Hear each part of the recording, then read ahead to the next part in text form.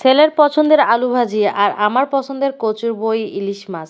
আসসালামু আলাইকুম এভরিওয়ান, কী অবস্থা সবার? সবাই কেমন আছেন? আশা করছি অনেক অনেক ভালো আছেন।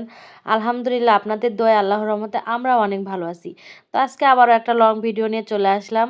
আজকে রান্নাবান্না করছি, আজকে মাটির চুলায় রান্না করতেছি। আজকে আমার ছেলের স্কুল বন্ধ, তো ভাবলাম একটু মাটির চুলায় রান্না করি আজকে।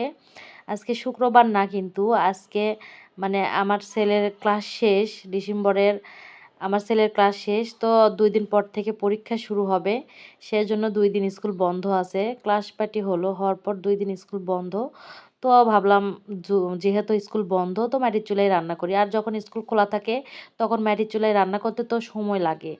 আপনার ওই চুলার ওখান থেকে, গ্যাসের চুলার ওখান থেকে নুন পাতার ডালা, লবণ, হলুদ, মরিচ সব কিছু এখানে মানে নিয়ে আসতে হয় বয়ে। তো দেরি হয়ে যায়। তো আজকে স্কুল বন্ধতে ভাবলাম আবারও মাটির চুলায় রান্না করি। আপনারা অনেকেই বলতেছেন যে আপনি কয়দিন ধরে কোনো লং ভিডিও মানে রান্নার কোনো লং ভিডিও দিচ্ছেন না। তো আমি সেই জন্যই দিতে পারতেছি না। গ্যাসের চুলার ওখানে রান্না করলে ভিডিও ভালো আসে না। তো সেজন্য আমি দিই না। আর আজকে তো চুলায় রান্না করতে আসলাম, সেজন্য আপনাদের ভিডিও দিলাম।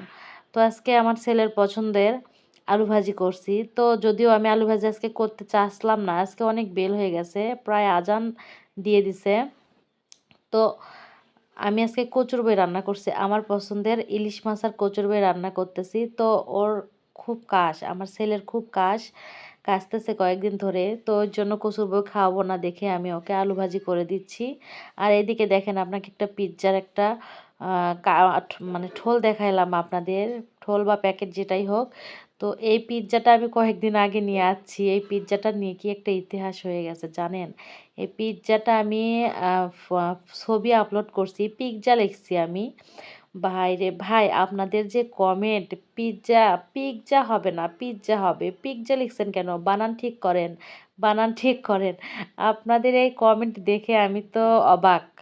মানে আমি তো লিখি না, আমি এই যে ভয়েস দিয়ে ক্যাপশন দিতে আমি ভয়েস দিয়ে ক্যাপশন দিই, তো এরকম হয়ে গেছে। সব সময় তো আর তাড়াহুড়োর মধ্যে দেখা হয় না।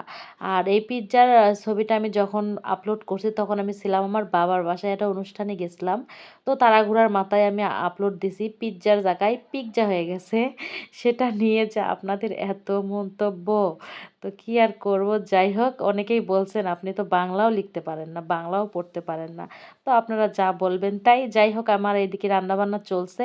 আর এখানে দেখেন আমি কতগুলো মানে গাছ লাগাচ্ছি। গাছ লাগাতে আমার যে এত ভালো লাগে কি আর বলবো।